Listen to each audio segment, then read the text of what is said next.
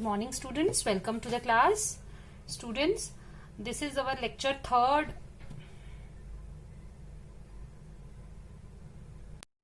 Good morning, students. Welcome back to the class.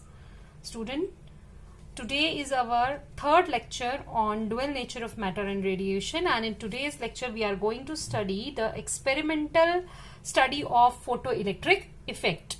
So today we are going to understand what are the effects of intensity, frequency, potential on the photoelectric effect with the help of an experiment which was conducted by Lenard's. So this experiment is also known as Lenard's photoelectric experiment. So in this experiment, what we have taken, this is, see, I have written everything here. I'm just going to make you understand the whole thing. This is the evacuated glass tube. ये जो हमने लिया है, ये क्या लिया है? This is evacuated glass tube. ठीक है? Then we have taken two metal electrodes. हमने दो metal की electrodes ली हैं. This is made up of some photosensitive material. For example, हम लोग cesium वगैरह यहाँ पर कुछ ले लेते हैं. And this is kept at the negative potential, so that is why it is called as cathode. The other one is the anode. It is kept at the positive potential. These two electrodes are connected with the help of a battery and a rheostat. Why we have used here battery and a rheostat? Because it gives us a variable voltage source. Variable voltage source means we can change the polarity of negative and positive terminal. We can change the polarity of cathode and anode. So variable potential source is required here because we need to change the potential of anode with respect to the cathode at different stages. आप देखोगे जैसे जैसे ये experiment के बारे में मैं आपको बताती जाऊंगी कि हम एनोड के जो पोटेंशियल है उसको बार बार हम लोग चेंज करेंगे with respect to the cathode. Now look here, we have connected a ammeter with this. Why? Because ammeter is used to measure current, और जो भी करंट इसमें आएगी वो हम एमीटर की मदद से नोट करेंगे. क्या होता है, सबसे पहले फोटो इलेक्ट्रिक इफेक्ट को स्टडी करने के लिए हमने ये ग्लास की ट्यूब ली है. ग्लास की ट्यूब में यहाँ पर हमने एक ओपनिंग बनाई है. इस ओपनिंग से हम लोग एक लाइट को इंसिडेंट कराते हैं इसके ऊपर. ठीक है, और उस लाइट की जो एनर्जी है that is more than the work function, means उसकी फ्रीक्वेंसी थ्रेशोल्ड फ्रीक्वेंसी से ज्यादा होगी. When that light falls on the cathode, ठीक है, cathode is a photosensitive material. जब वो लाइट जिसकी एनर्जी इस कैथोड के मटेरियल से के वर्क फंक्शन से ज्यादा है वो इसके ऊपर फॉल करेगी तो it will eject out the electrons from it. यहां से इलेक्ट्रॉन्स जो हैं वो बाहर आएंगे. ठीक है, अब इलेक्ट्रॉन्स जब बाहर आएंगे तो they will be accelerated towards the anode. क्योंकि ये कैथोड जो है ये इलेक्ट्रॉन्स एमिट कर रहा है इसलिए हम इसको एमिटर भी कहते हैं, और एनोड जो है वो इलेक्ट्रॉन्स कलेक्ट कर रहा है इसलिए हम इसको कलेक्टर भी कहते हैं. ठीक है, अब इस पॉइंट पे जरा फोकस करिएगा, देखिएगा क्या होता है कि इलेक्ट्रॉन्स यहां से जो निकल रहे हैं, ठीक है, जो इलेक्ट्रॉन्स कैथोड से एमिट आउट हो रहे हैं वो इलेक्ट्रॉन्स की जो एनर्जी है वो कांस्टेंट नहीं होती है.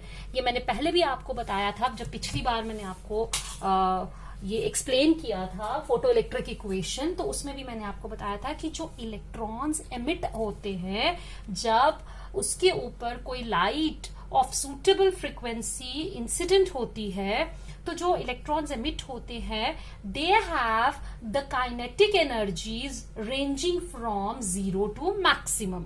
ठीक है, क्योंकि सारे के सारे इलेक्ट्रॉन्स जो हैं वो चाहे उन इलेक्ट्रॉन्स का जो वर्क फंक्शन, उस मेटल का जो वर्क फंक्शन है वो इंसिडेंट रेडिएशन से कम भी होगा, मींस उसको जो एनर्जी चाहिए जो इलेक्ट्रॉन को एमिट आउट होने के लिए, उस अपने पोटेंशियल बैरियर को ओवरकम करने के लिए जो एनर्जी चाहिए, चाहे वो उसको मिल रही है, लेकिन अगर वो एनर्जी को वेस्ट कर रहा है तो फोटो इलेक्ट्रॉन एमिट आउट नहीं होगा. ठीक है, तो जो इलेक्ट्रॉन्स जस्ट जो इंसिडेंट रेडिएशन की एनर्जी को लेकर वर्क फंक्शन के बराबर रहते हैं, जिनकी एनर्जी वर्क फंक्शन के बराबर ही वो एब्जॉर्ब करते हैं, वो सरफेस के बाहर आते हैं, तो उनके पास कोई भी एक्स्ट्रा एनर्जी नहीं बचती, तो they have zero kinetic energy.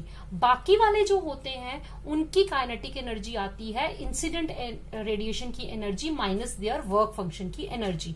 तो जो इलेक्ट्रॉन्स रेडिएशन की एनर्जी एब्जॉर्ब करने के बाद कोई भी एनर्जी कोलिजन्स में या इधर उधर वेस्ट नहीं करते, उनके पास मैक्सिमम काइनेटिक एनर्जी होती है। तो यहां से क्या हो रहा है, जैसे ही लाइट इसके ऊपर फॉल करेगी, कुछ इलेक्ट्रॉन्स निकलेंगे जिनकी काइनेटिक एनर्जी 0 होगी, कुछ निकलेंगे जिनकी 0 से ज्यादा होगी, कुछ निकलेंगे उससे ज्यादा, और कुछ इलेक्ट्रॉन्स ऐसे भी होंगे जिनके पास मैक्सिमम काइनेटिक एनर्जी होगी। आई होप ये पॉइंट क्लियर हुआ। अब हमने क्या किया कि जब यहां इस वेरिएबल पोटेंशियल सोर्स से आप 0 पोटेंशियल डिफरेंस प्रोवाइड कर रहे हो, मींस कि यहां पर आपका जो पोटेंशियल डिफरेंस है, पोटेंशियल है जो एनोड का विद रिस्पेक्ट टू कैथोड, वो हम लोग सपोज ले रहे हैं 0, यानी कि 0 पोटेंशियल डिफरेंस इनमें हम लोगों ने यहां पर वोल्टेज सोर्स से लिया है।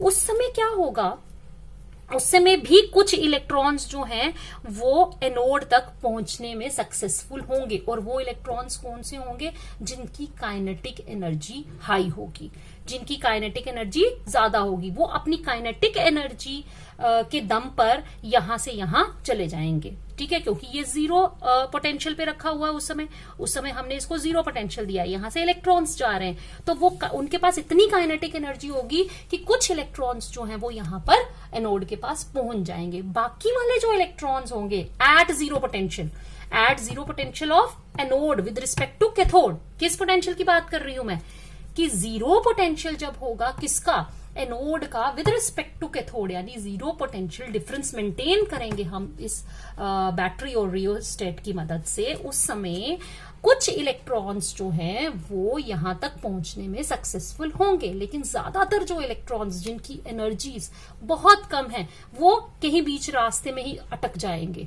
क्यों? क्योंकि उनके पास इतनी एनर्जी नहीं है कि वो यहां तक पहुंच सके, और एनोड के पास इतना पोटेंशियल नहीं है कि वो उनको अपने पास खींच सके, तो वो क्या होंगे, वो बीच में ही कहीं यहां पर जैम कर देंगे, इलेक्ट्रॉन जैम कर देंगे, यानी कि वहां पर इलेक्ट्रॉन का एक क्लाउड बन जाएगा। क्या बन जाएगा, यहां बीच में बहुत सारे इलेक्ट्रॉन्स जो हैं वो जमा हो जाएंगे, इलेक्ट्रॉन का क्लाउड इकट्ठा हो जाएगा, उसको हम कहते हैं स्पेस चार्ज। क्या कहते हैं, स्पेस चार्ज।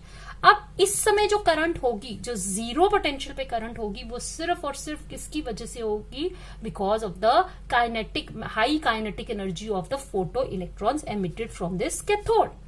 अब हम क्या करते हैं, अब हम ये जो आपने एनोड यहां लगाया है, इसको हम विद रिस्पेक्ट टू कैथोड इसको पॉजिटिव पोटेंशियल देते जाते हैं। थोड़ा सा पॉजिटिव पोटेंशियल बढ़ाएंगे तो ये पॉजिटिव पोटेंशियल पर रखी हुई जो इलेक्ट्रोड है, ये इन इलेक्ट्रॉन्स को अपनी तरफ खींच लेगी, और इलेक्ट्रॉन्स जो है, कुछ इलेक्ट्रॉन्स जो है वो स्पेस चार्ज में से निकल के इसके पास पहुंच जाएंगे।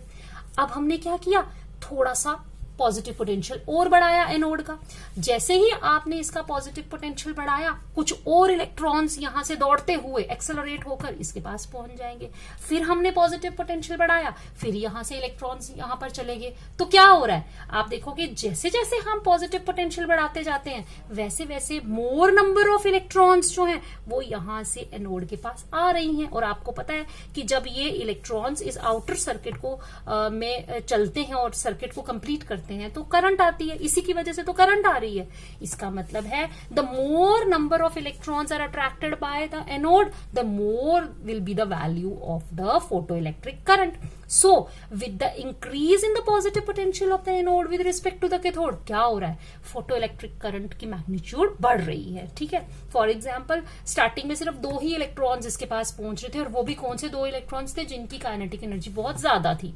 जब हमने इसको स्टार्टिंग मतलब जब 0 पे रखा था, उसके बाद हमने पॉजिटिव पोटेंशियल बढ़ाया तो 2 के बजाय 4 पहुंचना शुरू हो गए, फिर थोड़ा और बढ़ाया तो 6 पहुंच गए, फिर थोड़ा और बढ़ाया तो 8 पहुंच गए, फिर थोड़ा और बढ़ाया तो 10 पहुंच गए। ठीक है, अब एक स्टेज ऐसी भी आएगी कि आप पॉजिटिव पोटेंशियल ऑफ एनोड को बढ़ाएंगे, लेकिन there will be no change in the photoelectric current, यानी फोटो इलेक्ट्रिक करंट जो है वो एक कांस्टेंट, एक सैचुरेशन स्टेज पर पहुंच जाएगी, उसकी एक सैचुरेशन वैल्यू आएगी। उसका रीजन क्या है? उसका रीजन ये है कि जब आप लाइट को इसके ऊपर फॉल करवाते हो, ठीक है, तो the number of photoelectrons which are emitted from the cathode that depends upon the intensity of light. Unless and until आप इंटेंसिटी ऑफ लाइट को चेंज नहीं करते हैं, ना ही आप फ्रीक्वेंसी से तो वैसे भी कोई फर्क नहीं पड़ता है, इंटेंसिटी को चेंज नहीं करते हैं, तो जो नंबर ऑफ फोटॉन्स है जो इसके ऊपर इंसिडेंट हो रहे हैं वो सेम रहते हैं। और according to the Planck's quantum theory, Einstein ने भी यही बताया था कि जितने, अगर एक फोटोन जो है वो इंटरेक्ट कर रहा है एक इलेक्ट्रॉन के साथ, तो एक फोटोन एक ही इलेक्ट्रॉन को एमिट कर सकता है, उससे ज्यादा को नहीं कर सकता। तो जितने नंबर ऑफ फोटॉन्स इसके ऊपर एमिट करेंगे, उतने ही नंबर ऑफ इलेक्ट्रॉन्स इसमें से निकल सकते हैं। निकलते हैं या नहीं? निकल सकते हैं, ठीक है। तो अब आप देखो, अगर आपने इंटेंसिटी को नहीं बढ़ाया है तो नंबर ऑफ फोटो इलेक्ट्रॉन्स जो इसमें से एमिट हो रहे हैं दैट रिमेन्स कांस्टेंट, ठीक है।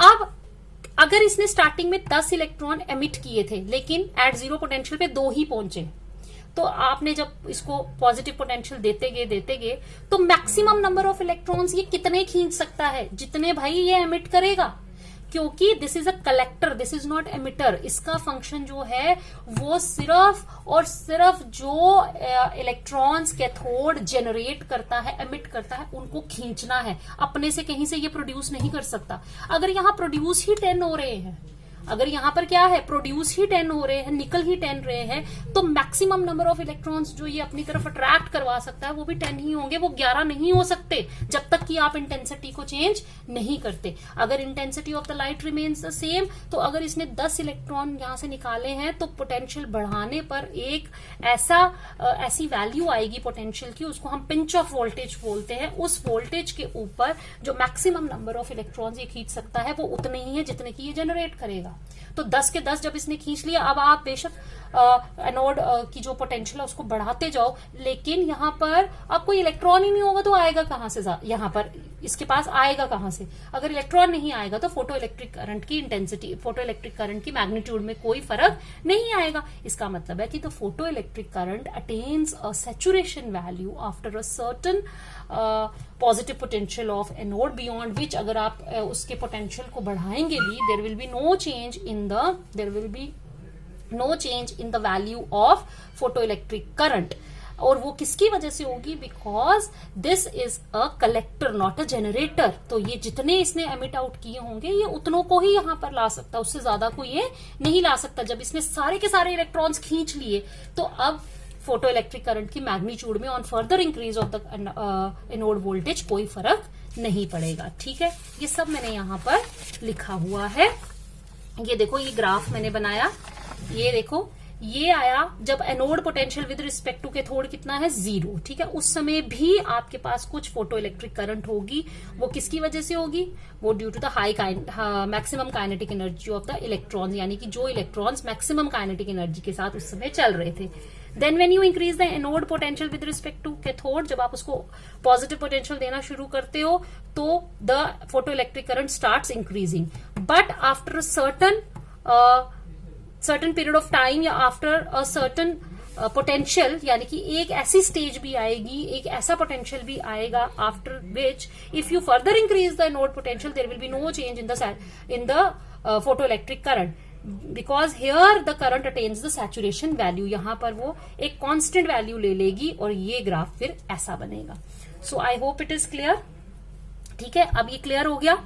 अब देखो हमने क्या किया है, अब हम क्या करते हैं कि अब हमारी सैचुरेशन वैल्यू आ गई, मतलब मैक्सिमम वैल्यू आ गई करंट की।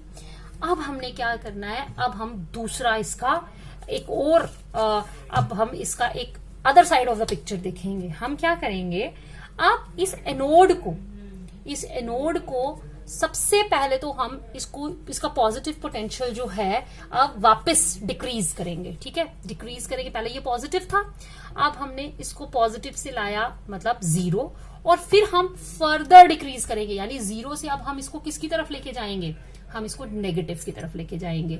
मतलब अगर हमारा कैथोड का पोटेंशियल हम 0 लेते हैं तो with respect to the anode अब हम उसको क्या दे रहे हैं, अब हम उसको नेगेटिव पोटेंशियल दे रहे हैं। क्या दे रहे हैं, नेगेटिव पोटेंशियल दे रहे हैं। प्लीज इसको ध्यान से सुनिएगा।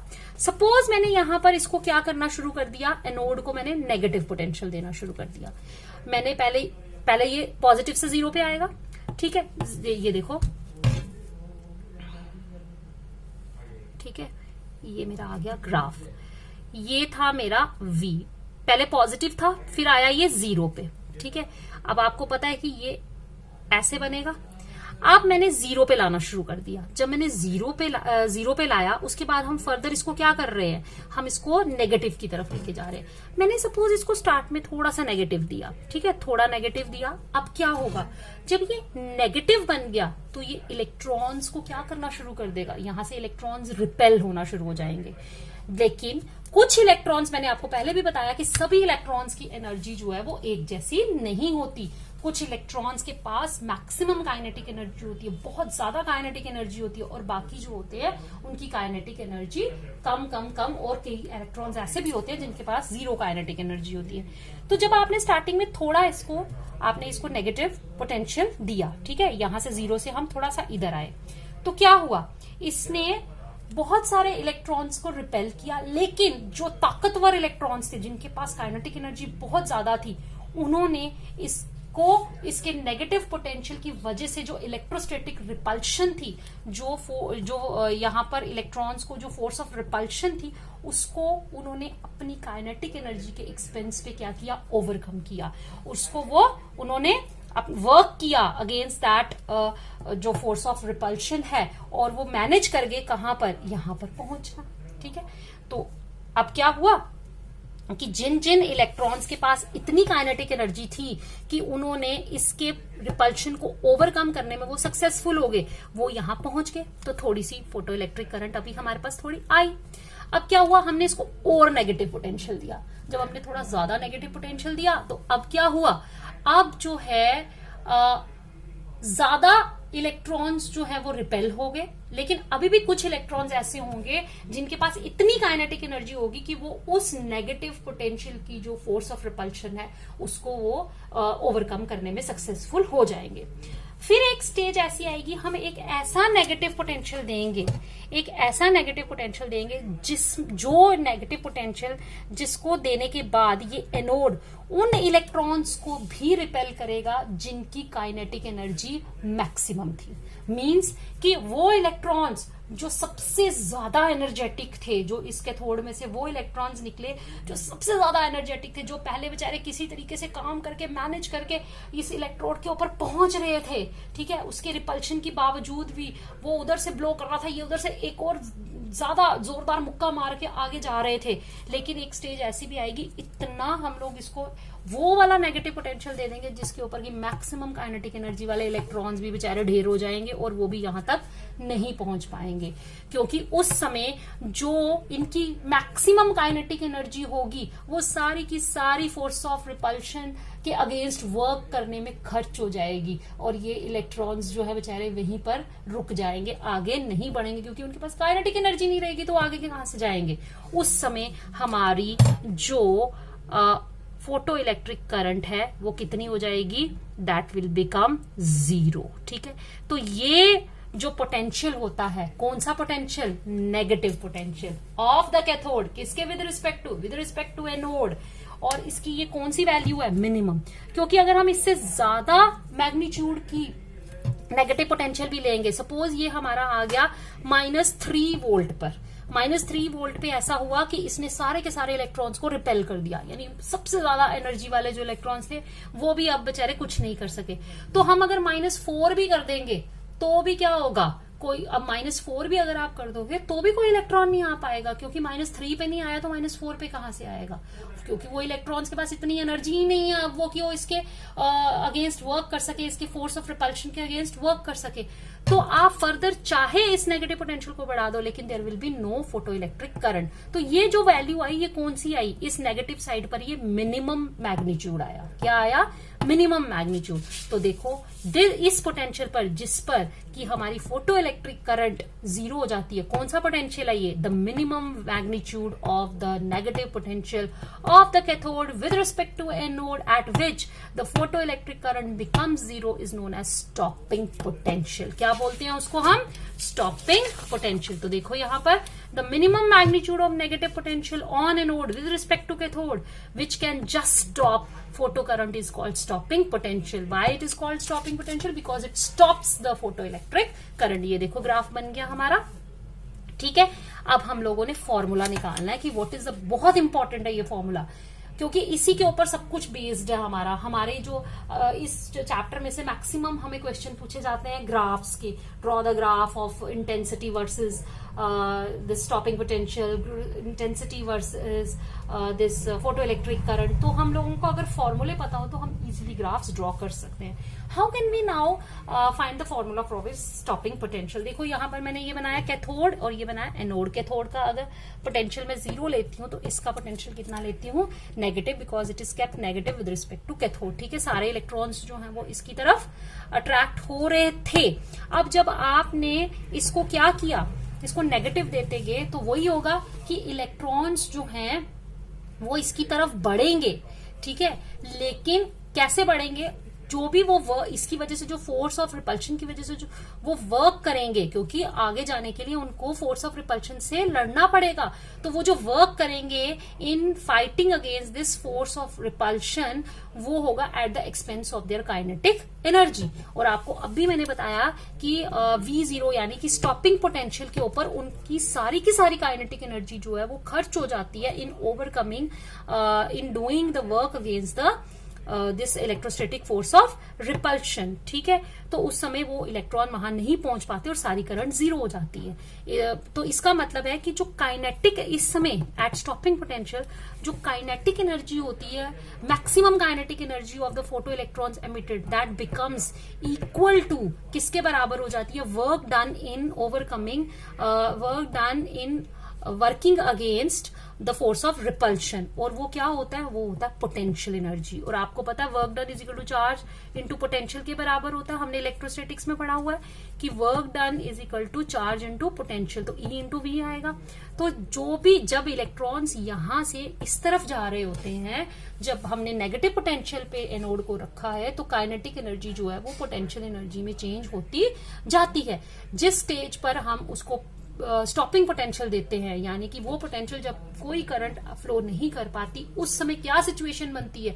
सारी की सारी काइनेटिक एनर्जी जो है वो पोटेंशियल एनर्जी में कन्वर्ट हो गई होती है। तो काइनेटिक एनर्जी मैक्सिमम, मतलब काइनेटिक एनर्जी कौन सी? Maximum kinetic energy.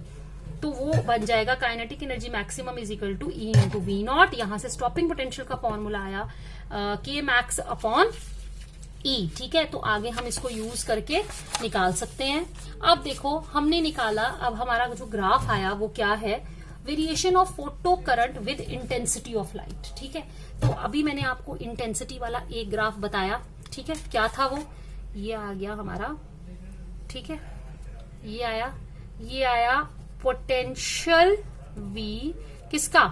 Potential of anode with respect to cathode, ठीक है।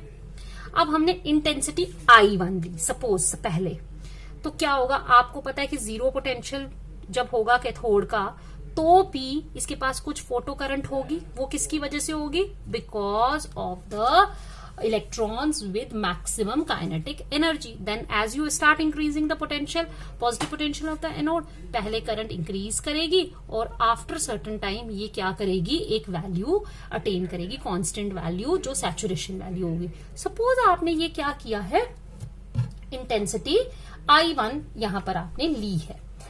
अब आपने क्या किया कि आपने इंटेंसिटी को चेंज कर दिया। जब आपने इंटेंसिटी को चेंज किया तो क्या हुआ? देखो, जब इंटेंसिटी को हम चेंज करेंगे, सपोज हमने अब I2 ली है which is greater than I1, ठीक है। जब I2 ली आपने ग्रेटर देन I1, तो इसका मतलब है कि पहले नंबर ऑफ फोटॉन्स जो नंबर ऑफ फोटॉन्स इंसिडेंट थे वो कम थे, अब नंबर ऑफ फोटॉन्स जो इंसिडेंट है वो क्या है, ज्यादा है। तो जब नंबर ऑफ फोटॉन्स इंसिडेंट ज्यादा है तो ऑब्वियसली नंबर ऑफ इलेक्ट्रॉन्स जो एमिट होंगे कैथोड से वो भी ज्यादा हो जाएंगे। अब नंबर ऑफ इलेक्ट्रॉन्स जो ज्यादा एमिट हो रहे हैं उसमें उन इलेक्ट्रॉन्स का नंबर भी बढ़ेगा जिनके पास मैक्सिमम काइनेटिक एनर्जी होगी। तो जो आपको पता है स्टार्टिंग में जीरो पोटेंशियल के ऊपर जो फोटो इलेक्ट्रिक करंट आती है वो उन्हीं इलेक्ट्रॉन्स के कारण आती है जिनके पास मैक्सिमम काइनेटिक एनर्जी होती है। तो with increase in intensity the number of electrons having maximum kinetic energy will also increase. तो एट जीरो पे जो फोटो इलेक्ट्रिक करंट है वो जीरो पोटेंशियल पर विद इंक्रीज इन इंटेंसिटी वो करंट इंक्रीज होगी। ठीक है, अब क्या हुआ, अब वो करंट स्टार्ट करेगी इंक्रीज करना जैसे जैसे आप इसका पोटेंशियल इंक्रीज करेंगे। ठीक है, आपने इंक्रीज किया और यहां जाके इसने यहां पर सैचुरेशन करंट अटेन की थी, ये थोड़ा आगे जाके सैचुरेशन करंट अटेन करेगा। क्यों? क्योंकि इसके पास number of electrons emitted out बढ़ गए ना। तो जब number of electrons emitted out बढ़ गए तो ऑब्वियसली थोड़ा ज्यादा पोटेंशियल पॉजिटिव का जो है वो लगेगा उन इलेक्ट्रॉन्स को वहां तक पहुंचने के लिए। तो ये आ गई हमारी I2। ये बन गया ग्राफ अगर हमने करना हो variation of photoelectric current with intensity of light. ठीक है, तो ये समझ में आ गया आपको कैसे होगा। अब देखो, अब यहां पर आ जाओ कि variation of stopping potential with intensity of light. We know that, ये हमें पता, हमने अभी किया। स्टॉपिंग पोटेंशियल का काइनेटिक एनर्जी मैक्सिमम होता है 1/2 mv² मैक्सिमम अपॉन ई। इसका फॉर्मूला आ गया h nu minus five upon E, ये फोटो इलेक्ट्रिक इक्वेशन से। आप देखो स्टॉपिंग पोटेंशियल जो है वो किसके ऊपर डिपेंड कर रहा है, इट इज ये work function remains constant, charge of the electron remains constant. तो क्या चीज है, h is a Planck's constant. तो stopping potential is directly proportional to frequency. अगर आप फ्रीक्वेंसी को चेंज नहीं कर रहे, सिर्फ किसको चेंज कर रहे हैं, इंटेंसिटी ऑफ लाइट को चेंज कर रहे हैं, तो क्या स्टॉपिंग पोटेंशियल चेंज होगा? No, stopping potential will not change. तो मैं इसका ग्राफ अगर यहीं पर आपको बता दूं क्या होगा, ये इंटेंसिटी I1, ये इंटेंसिटी I2, इंटेंसिटी चेंज हुई, फोटो इलेक्ट्रिक करंट चेंज हुई, लेकिन इन दोनों का जो स्टॉपिंग पोटेंशियल है वो क्या रहेगा, सेम। स्टॉपिंग पोटेंशियल क्या रहेगा, सेम। क्यों सेम रहेगा, ये माइनस वी नॉट, एक ही पोटेंशियल लगेगा इन दोनों की फोटो इलेक्ट्रिक करंट को जीरो होने में। क्यों? क्योंकि मैंने सिर्फ इंटेंसिटी चेंज की है। इंटेंसिटी चेंज करने से एनर्जी जो एक फोटोन कैरी कर रहा है इंटेंसिटी I1 में और जो एक फोटोन कैरी कर रहा है इंटेंसिटी I2 में, that remains the same. And stopping potential is the potential at which the electrons moving with the maximum kinetic energy also ceases to come to the anode। यानी वो electron जिनके पास maximum kinetic energy है वो भी वहां पर आना बंद कर देते हैं। तो इसका मतलब है जो मैक्सिमम काइनेटिक एनर्जी है वो तो फ्रीक्वेंसी पे डिपेंड करती है, इंटेंसिटी से तो उसका कोई लेना देना ही नहीं है। इंटेंसिटी आप बढ़ा दो तो मैक्सिमम काइनेटिक एनर्जी जो एक इलेक्ट्रॉन के साथ एसोसिएटेड होगी वो उतनी ही रहेगी। नंबर ऑफ इलेक्ट्रॉन्स जो है carrying that energy will increase. तो यहां पर देखो कि अगर आपने I1 से I2 की तो इंटेंसिटी, तो नंबर ऑफ इलेक्ट्रॉन्स जिनके पास वो काइनेटिक मैक्सिमम काइनेटिक एनर्जी है वो तो बढ़ गया, उनका नंबर तो बढ़ गया, लेकिन वो जो एनर्जी है जो पहले इंटेंसिटी, जो maximum energy carried by one electron जो पहले इंटेंसिटी I1 के पास थी वही इंटेंसिटी I2 के पास होगी। और अगर एनर्जी सेम है, मैक्सिमम काइनेटिक एनर्जी जो है वो सेम है, तो उनको रोकने के लिए जो पोटेंशियल हमें चाहिए वो भी क्या होगा, सेम होगा। इसलिए पोटेंशियल, स्टॉपिंग पोटेंशियल जो है with the change in intensity it does not change. तो हम लिखेंगे stopping potential is independent of the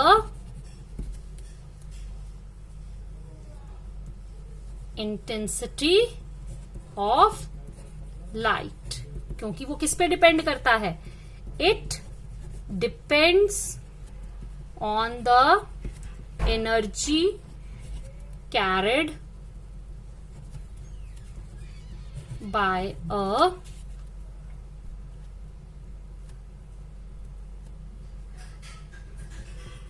photon which depends on frequency।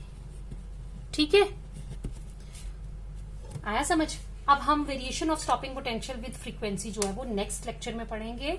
सो बच्चे आप लोग ध्यान से ये सब जो मैंने पढ़ाया है वो पढ़िएगा, सुनिएगा, ये नोट्स कॉपी कीजिएगा, तभी आपको समझ आएगा। ये चैप्टर छोटा है, इसके कॉन्सेप्ट्स जो हैं वो बहुत ज्यादा नहीं है, इसमें एक ही फोटो इलेक्ट्रिक इक्वेशन से हम सब पूरा चैप्टर जो है वो एक्सप्लेन कर देते हैं। Please students, please do watch the videos and do write down these sheets on your notebook for your further use. So by the time, goodbye, stay safe, stay home.